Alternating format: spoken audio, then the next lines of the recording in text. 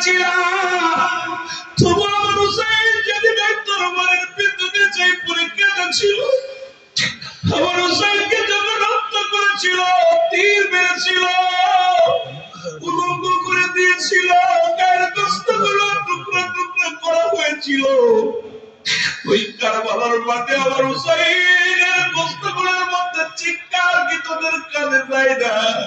আমার হুসাইনের ডাক কি তোদের কানে যায় না? আমি নবী আজকে তোমাদের সাহায্য করবো না, দূর হয়ে যাও, দূর হয়ে যাও। এমন সময় একদল লোক ধরে আসবে রে মুসলমান, ডাকতে বলবি ইয়া রাসূলুল্লাহ, ইয়া হাবিবাল্লাহ, আমাদের একটু দয়া করেন। নবী বলবে তোমরা কারা? বলে নবী গো, আমরা হুসাইনকেও দেখি না, ইয়াজিদকেও দেখি না।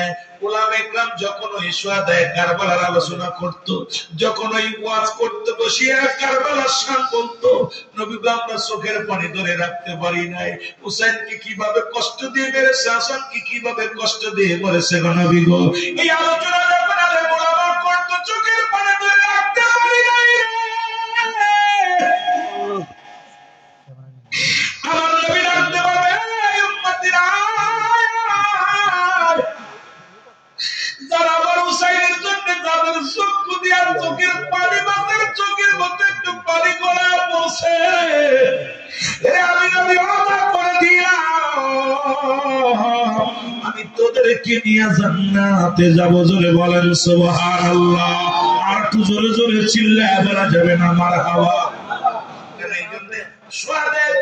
আলোচনা যখন শুনবেন, চোখের পানিগুলো ছেড়ে দিবেন। মুহররম মাস যখন আসবে, ওই পবিত্র মাসটা 1 তারিখ থেকে 30 তারিখ পর্যন্ত আল হাসান আল হুসাইনের মহব্বতের ফয়েজ অরিদ হয়। ওই মাসটাই বেশি বেশি চোখের পানি ছেড়ে কাঁদবেন, রাসূলের প্রেমে পড়িয়া মহব্বতে কাঁদবেন, হাসান হুসাইনের মহব্বত অন্তরে ধারণ করবেন।